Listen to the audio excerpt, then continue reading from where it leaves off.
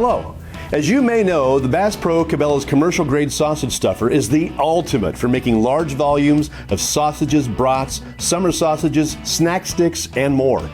Now with the addition of the new commercial grade stuffer motor, you'll have the increased advantage of speed, efficiency, and output without having to use the hand crank.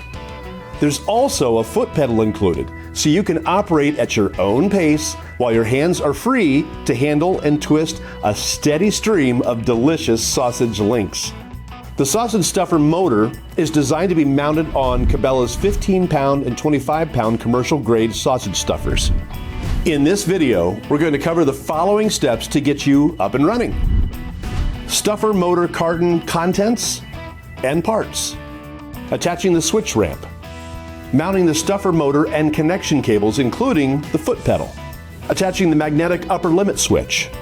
Using stuffer motor controls. Silicone plunger gasket placement pre-check.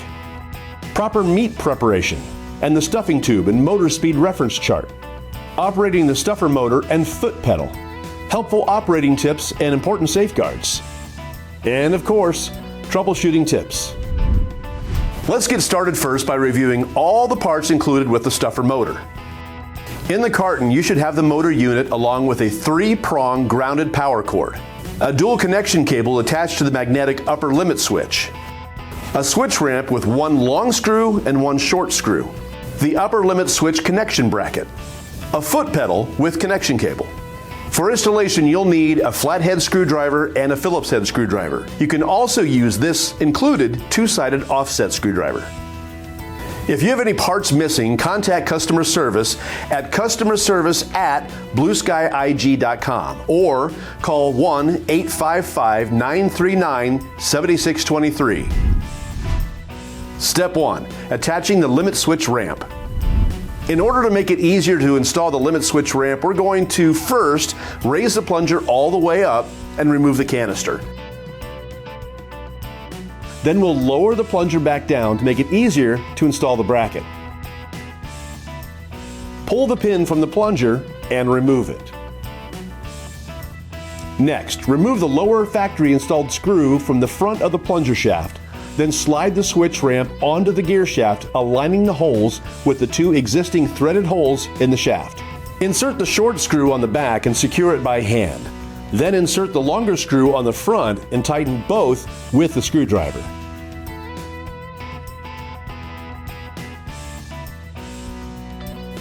Step 2. Attaching the stuffer motor. After you've installed the limit switch ramp, you'll need to remove the stuffer handle. Make sure that the stuffer is on a flat surface, since the weight of the motor could cause the unit to tip if it's not stabilized. Next, slide the motor drive onto the lower shaft marked stuffing speed, and if needed, rotate into place. Once in place, start threading the 2 thumb screws located at the top and bottom of the stuffer motor. You may also need to raise or lower the plunger shaft slightly in order to line it up to mesh with the spline shaft in the motor housing. Then finish by hand tightening all 3 screws. If necessary, use a standard flat blade screwdriver to help.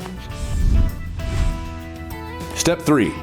Installing upper limit switch and connecting cables. You'll see that the upper limit switch has a locating tab and embedded magnets on the top side. The magnets allow for easily placing the upper limit switch onto the underside of the stuffer's gearbox housing.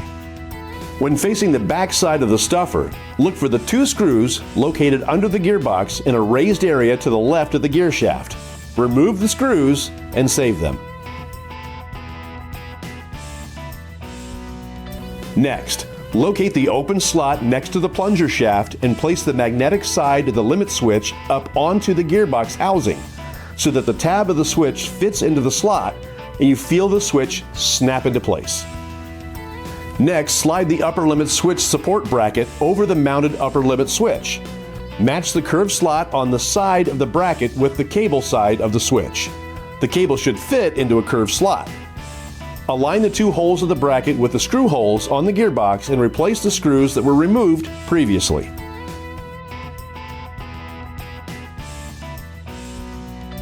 On the back of the motor, you'll see the foot pedal port on the left. The center connection is for the limit switch dual cable, and the power cord connections on the right. Plus, you'll find a reset button.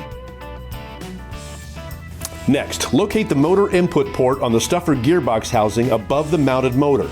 Remove the cap, connect the motor connection cable by pushing it into the inlet, and then hand tighten the threaded metal collar.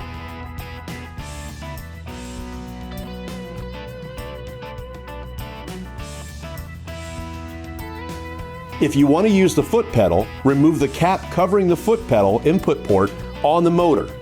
Connect the foot pedal cable and hand tighten the metal collar.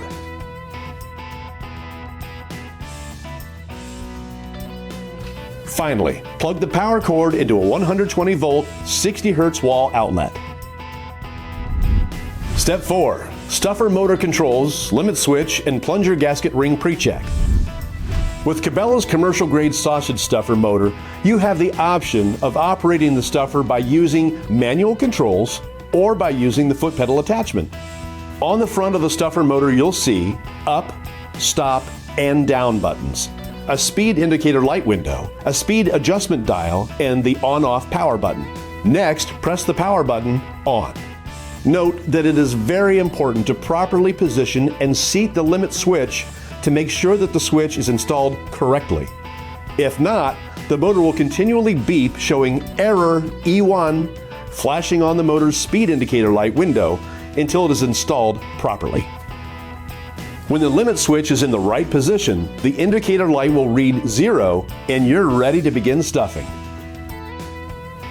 Before starting, check the plunger gasket ring to make sure that it's properly installed with the groove side facing down. Your stuffer unit may have come with an O-ring instead, so it doesn't matter which way that's installed. Reinstall the plunger on the shaft. Then press up on the controls to raise the plunger to the top. The limit switch will stop the motor automatically. It's now time to install the meat-filled canister.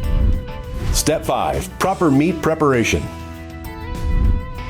Keep in mind that ground meats mixed with seasonings or salt will quickly stiffen and become very thick and sticky, making it harder for the plunger to move meat down through the cylinder and out the stuffing tube. When stuffing large quantities of meat, it's very important to add and mix liquid to the meat mixture in order to lubricate, eliminate backup, and high-pressure resistance. You can also refer to the chart on the canister for suggested mix amounts. To maximize meat output with an even, steady flow and reduce casing blowouts, you should refer to the speed rate and stuffing tube size comparison chart on the back of the motor. Once you've replaced the meat-filled cylinder, select your stuffing tube size, slide on the casing, and you're ready to start. Step 6. Stuffer motor operation. When stuffing manually using the control panel, press down to start the plunger and turn the speed adjustment knob to control the speed slower or faster as needed. Be sure to keep your fingers out of any pinch areas. If the casing is filling up too quickly, select a slower speed. If the motor starts struggling or the plunger stalls, press stop and then mix more water into your sausage. Then continue until the internal limit switch stops the plunger near the bottom of the canister. To go up, press the up button. The indicator light will show U. The plunger will raise all the way up until the switch ramp connects with the upper limit switch and stops the motor. Step 7. Foot pedal operation. After you've connected the foot pedal, turn the power button on.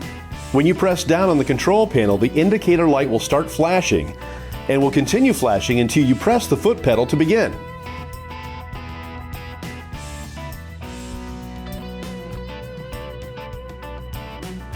Next, turn the speed adjustment dial to your desired speed.